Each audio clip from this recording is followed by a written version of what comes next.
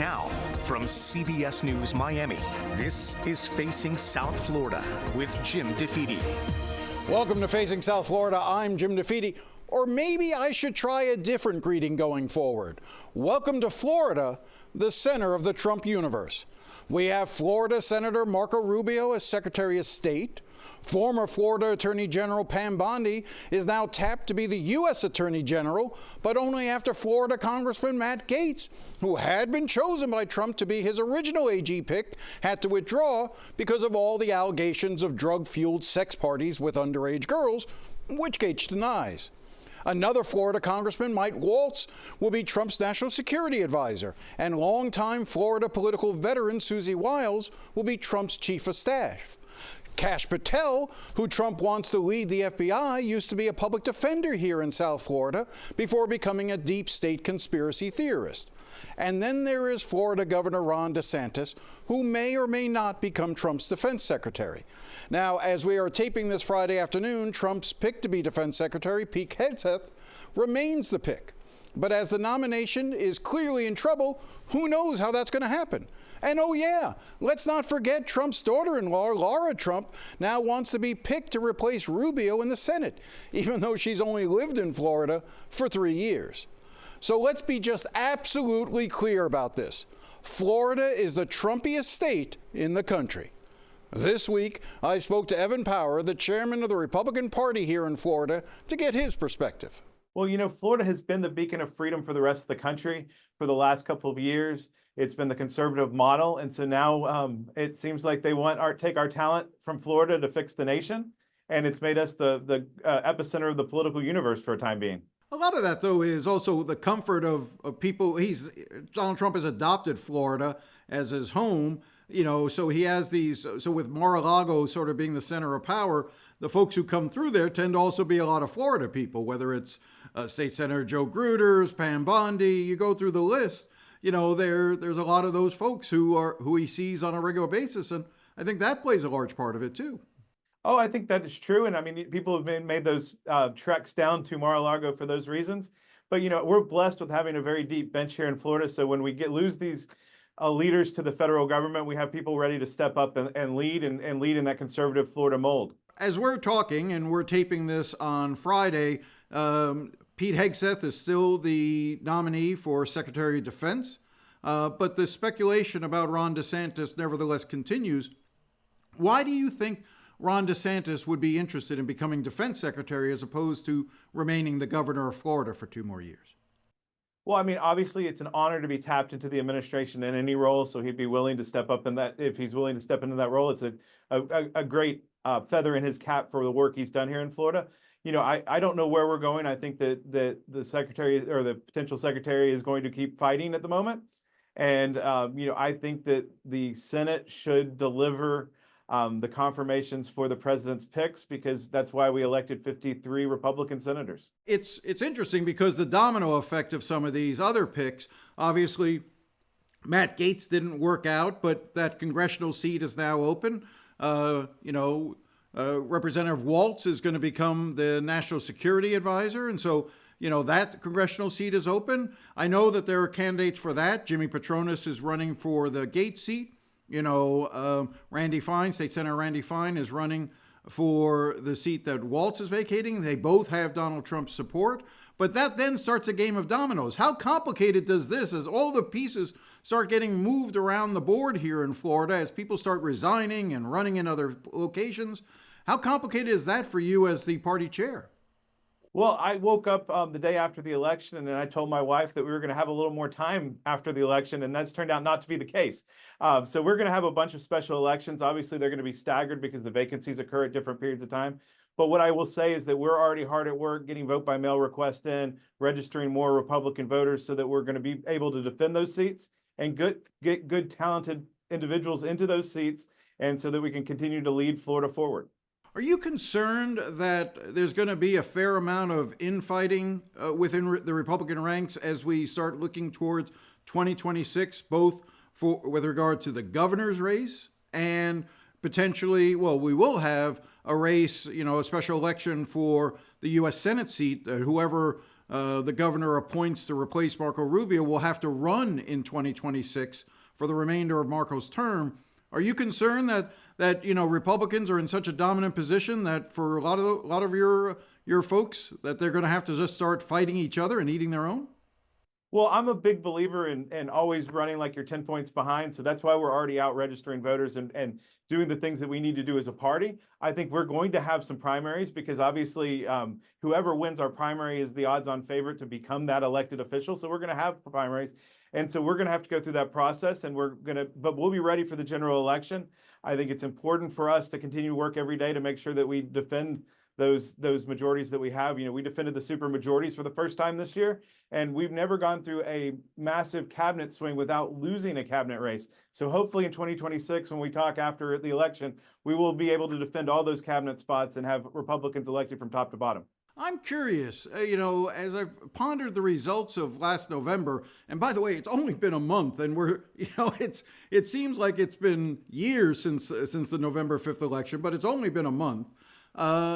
And the incredible gains that Republicans did make here across the state of Florida, the one area where you didn't make the headway that I thought you could have, is there regret that you didn't get more actively involved in the Miami-Dade mayor's race?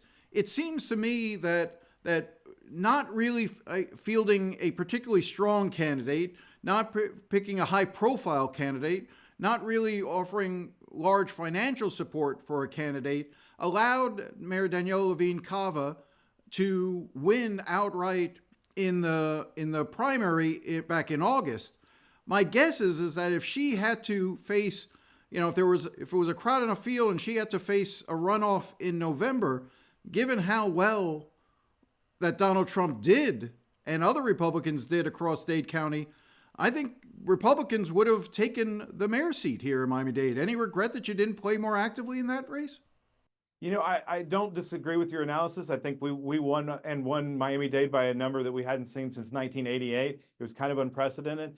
I got elected less than a year ago and kind of got thrown into this role on short notice. So there are places we probably left opportunities on the field, but that's why we're starting immediately right now on registering and getting the party apparatus up and running again quickly so that we don't leave opportunities on the field in the future. But I think you're going to see us compete in Miami-Dade pretty strongly moving forward. I think that we have a potential to flip Miami-Dade County registration-wise down the road, as well as flipping Hillsborough and Duval County, because we're going to keep the machine running and we're going to continue to make Florida more and more red every time.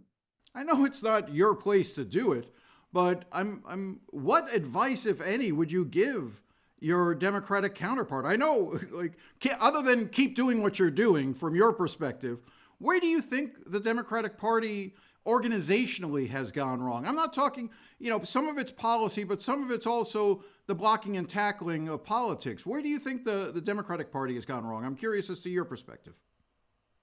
So how I see it is we've gone from a tier 1 to a tier 2 state, which means we're not a battleground state anymore. And so in 2020, for example, the Republican Party had 220 field staffers on the ground that were paid for by the RNC. This cycle, we had 2 or 3 at different times. So the Democrats had the same experience. And what we did was empower our grassroots and our county parties, gave them the materials they needed to go out and work and to be our field staff, since we didn't have that influx of cash and people. I think the Democrat Party doesn't have a DEC in every county. So we start there and we have an advantage because they don't compete in some of the rural counties. And then I think that they have not particularly done a great job of giving their counties resources and have them work. And then also I think the messaging problem is a problem for them, because what we're finding is they don't talk about issues that Floridians care about. As you look ahead towards the legislative session, I still realize we're still a few months away, and I'm sure you and I will talk before then, but where do you see the priorities, likely to come from? And it goes back to my earlier question too about why would Ron DeSantis be interested in the job of defense secretary and giving up the role of governor of the state of Florida? There's this perception that as Ron DeSantis begins the final 2 years, you have a legislature that seems more and more aggressive in wanting to sort of reclaim some of the power, or shift back at least some of the power that they think they've lost over the last 6 years because Ron DeSantis was so dominant. I think there's a belief, whether it's the new Speaker, Danny Perez, the new Senate President, Ben Albritton, that while they want to work with the governor, they may be less deferential to the governor. Do you think that's part of the equation here too? I don't think that is. I think what we learned in the amendments, when we fought the amendments, the governor has a lot of power still, and the governor is very in tune with what the voters care about. And I think, you have these personality things, these rumors that happen. But what I've seen from the legislature is they've delivered conservative policy, and that's what the governor wants. It's not necessarily his way or the highway. We want to move the ball forward. And I think both the Speaker and Senate President are ready to move the conservative agenda forward. And, I think the governor will play a big role in that if he stays here. It's not his way or the highway? Come on. It's always been. When I can give you, we can cite examples. I didn't really think you'd argue about how when the governor says jump, the legislature says how high, whether it's on the issue of the reapportionment of congressional districts. He canceled that because he didn't like the legislative maps, and legislators were angry, but they knuckled under and did it. And the 6-week abortion ban, you and I both know there were a lot of very uncomfortable Republicans who voted for a 6-week abortion ban when they were fine with it still being at 12 or 15 weeks. So I think on issues like Disney, I think the legislators I talk to anyway feel a little bit like they're second-class citizens, and they're looking forward to reasserting themselves a bit. Well, I think they've led a conservative agenda, and that's why we were able to defend the supermajorities, is because they delivered big policy victories that Republicans and Floridians wanted. So, I think you always have these personality fights, and we can go back to talking about Jeb and how he worked with the legislature also. But I think, governors use their power and the legislature use their power. And what has happened is Florida's been a winner because of that conservative policy being pushed forward. When we come back, we will continue this conversation with political reporter and all-around Florida man, Marc Caputo. Stay with us.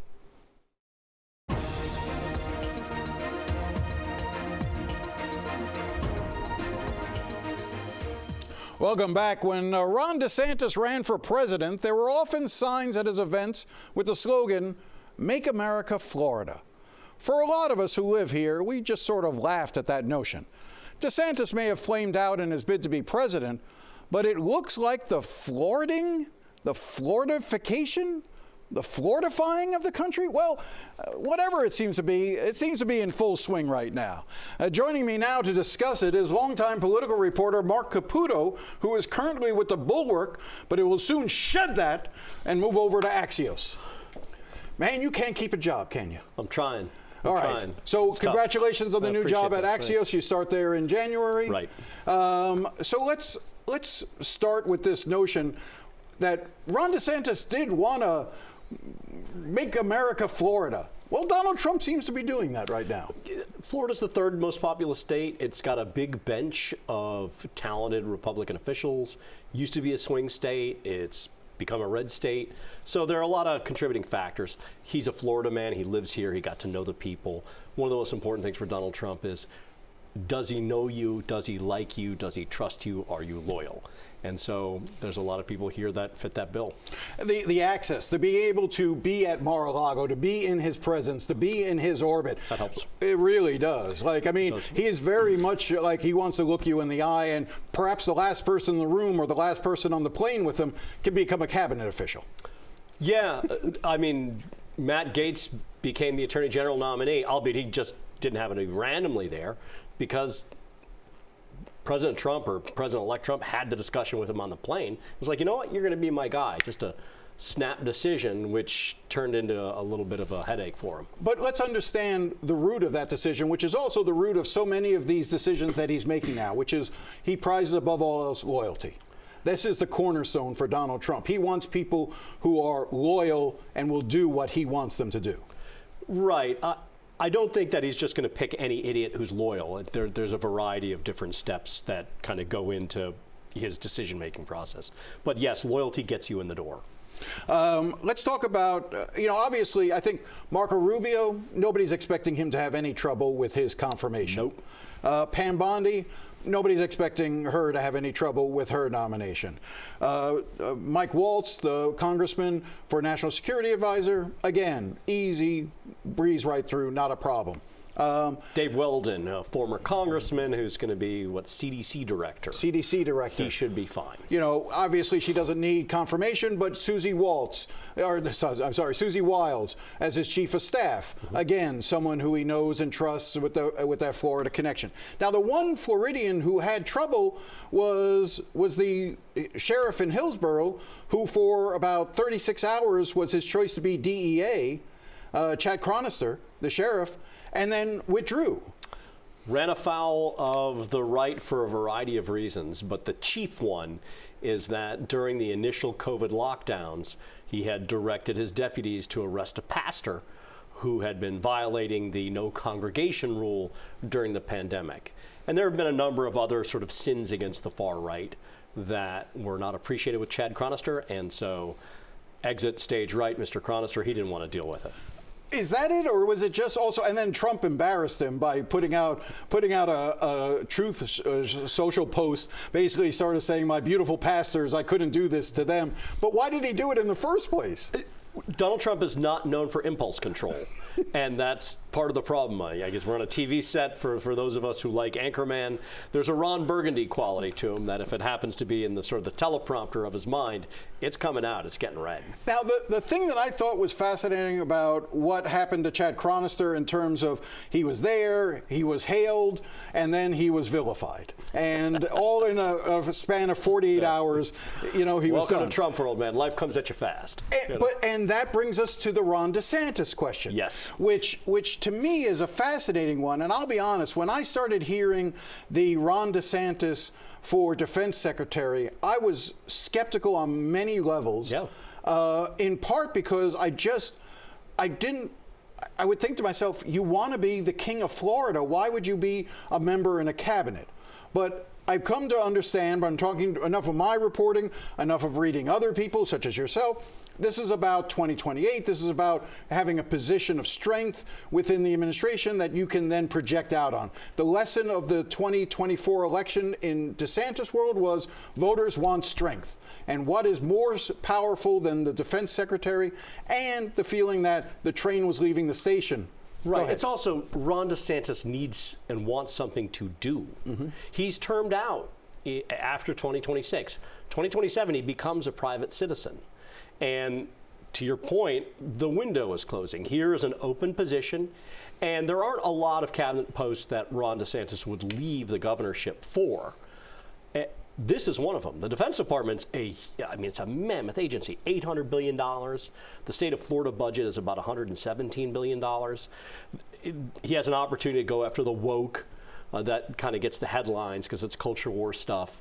But there's just tons of bloat, waste, probably fraud in that Pentagon budget, which DeSantis, who is sort of a gearhead, would enjoy going after. It really is an attractive position for him. My understanding was, and correct me if I'm wrong, that he had, prior to the election, prior to the November election, as DeSantis' world was sort of gaming out what-if scenarios, what would they like if it's possible. I think Attorney General was first on their list. I think he would have wanted to be Attorney General. Speaking of loyalty.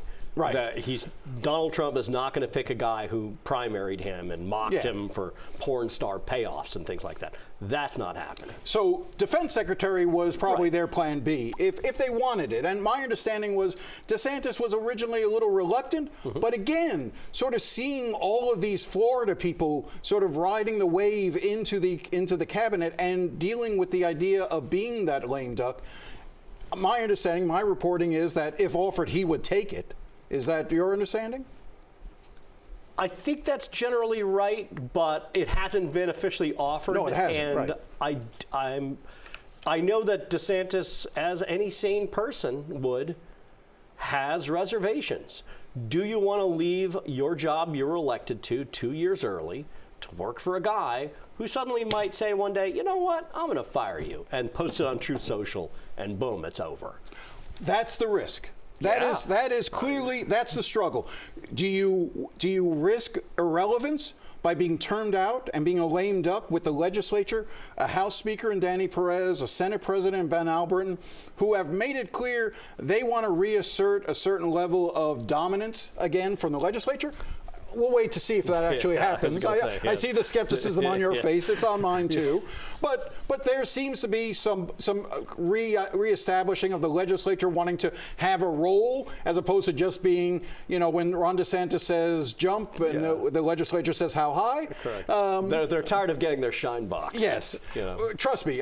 There were many members, I'll say several members of the Republicans in the Florida legislature who want to know where they can write the letters of recommendation for Ron DeSantis to become defense secretary. Oh, a lot of people, power brokers and elected officials in Florida, would not only like DeSantis gone, but they would like Jeanette Nunez, the lieutenant governor, to become the governor, because that solves a few problems. One, they trust her and they like her. Two, they don't really like Byron Donalds. He's the congressman from Southwest Florida. Who is definitely running for governor. All indications are he's running for governor. More than likely. But even if Jeanette Nunez, my understanding, my reporting is that even if Nunez was the sitting governor, in 26, he would still primary her. Well, that's going to be a fun race to cover if that happens. And then, of course, the one that terrifies him the most, who I just mentioned earlier, Matt Gaetz.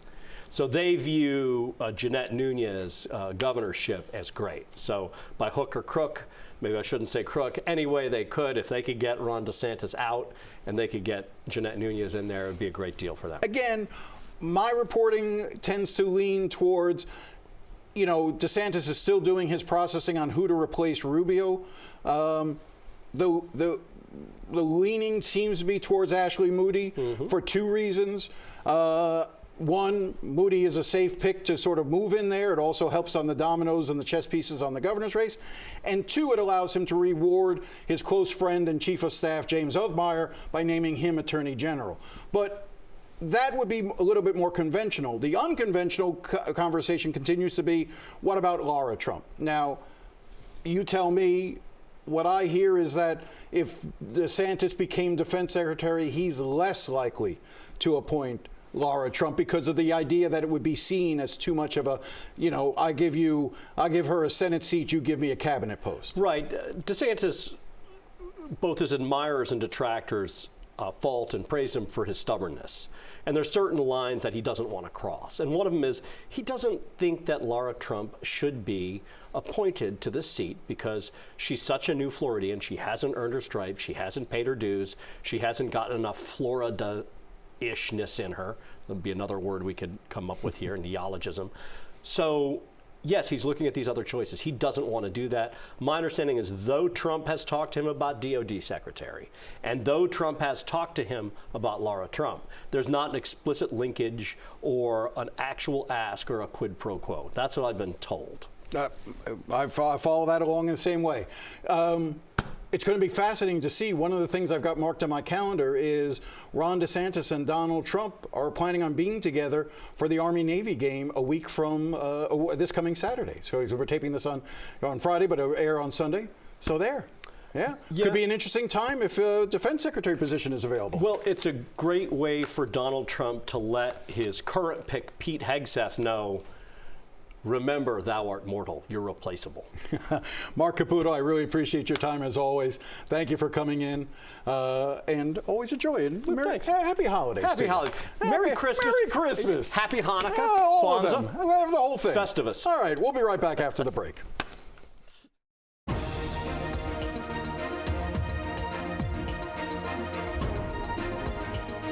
If you have any thoughts or comments, feel free to contact me at jdefede@cbs.com. I do enjoy hearing from you.